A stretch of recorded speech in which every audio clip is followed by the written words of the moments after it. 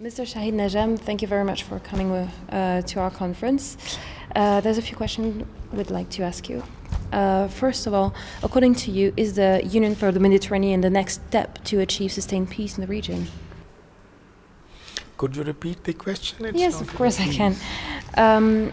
Is the Union for the Mediterranean or any institutional building joining all Mediterranean countries, are they the next step to achieve sustained peace in the region? Yeah, I think there is a growing recognition of the role of the regional integration organizations to help achieve the three goals of peace building, development, and ensuring that the human rights are respected and are propagated and implemented properly.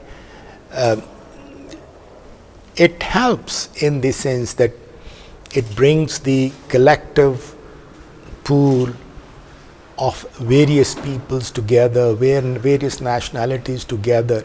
It facilitates and fosters platform, dialogue, interaction. And through interaction and dialogue, which becomes inclusive when you have a Mediterranean or a regional based organization to allow the people to exchange their perspective. And normally it is through exchange of perspective that you build the synergies and you find the common grounds. So definitely any move which goes towards building a regional integration organization would promote peace in the region, stability in the region, as well as will help foster development and implementation of the human rights, as I said. Yeah, completely. I was wondering, in this kind of institutional union, which countries would play a major role for peace building and conflict resolution? Well, I am a firm believer that when it comes to the countries, it is not the size or the population or the economic wealth which determines the role of a country. If you respect the sovereignty and the principle of equality, then whether small or large, wealthy or poor, you have to be a part of the process. And the leadership belongs to those who fill the space. And in a vacuum, anybody could come with a better idea, with a better reason, with a better synergy, with better credibility, with the trust it builds, can somehow play an important role. But having said so, there are countries who might be having historical legacy, accumulative wisdom, or institutional setup which could help that country to play a more proactive role. So in that context, definitely, I'm working in Turkey, I would speak of Turkey. If you look at Turkey, it's playing a very proactive role, and it embarked on a very ambitious policy, which was the zero problem policy with the neighbor. Yeah. So, thank you very much. Okay, thank you. Now, my question is, according to you, do the latest developments in the Arab Spring countries pave the way for more regional cooperation? I think the fact that the movement started from Tunisia and it spilled over to Egypt and from Yemen and Bahrain and Syria in itself is indicative of the transnational nature of the energy which was unleashed by the people, and there is a more and more conscious expression of the need for democracy, of the need to respect the rights of the people, of the need to be more inclusive in building institutions, inclusive in policies, inclusive in processes, and inclusive in governance. And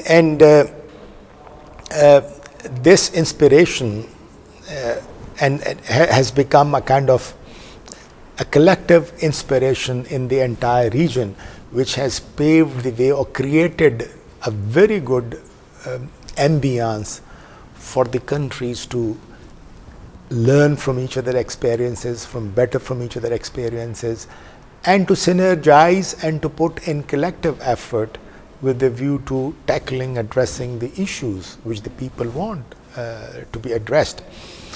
And as I responded to you earlier, if we have the regional institutions, regional integration institutions, and given the immensity of the problems which many of the countries in this region are facing, of poverty, of hunger, of health, of regional disparity, of alienation and disempowerment, especially gender and youth, these are the major problems.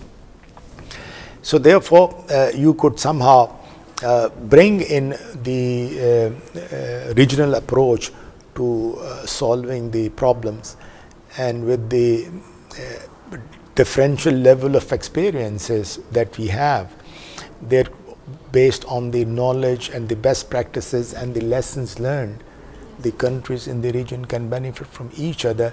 And I'm not talking about a model, but what I'm talking about is from this best practices and the lesson learned and the information and the technology and the knowledge, you can adapt it to a country specific situation. So in that sense, absolutely.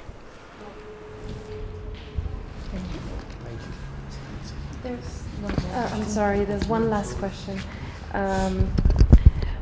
Related to cultural diplomacy, since so many cultures can be found in the Mediterranean area, basically, do you think that cultural diplomacy could be a tool to sustain peace in the region? Absolutely. I'm a very firm believer of the use of culture as an effective, potent tool. Because if you look at and concentrate on the positive aspects, when we talk about coexistence, when we talk of tolerance, when we talk of love, help thy neighbor, affection, these are all common principles. And then look at the cultural affinity in the region, and look at the huge asset that this region has in terms of its contribution and the cumulative wisdom it has accumulated over millennia, and the contribution that it has made to the development of the human civilization. And if you bring in the cultural perspective and look at the richness of the culture, of the heritage, of the art and the architecture, even of the faith, of the ideas, the systems of beliefs, and if you could somehow synergize and bring in this pool, and you can use it as an absolutely important instrument in bringing integration and in bringing peace. Mr. Najam, thank you very much for your answers.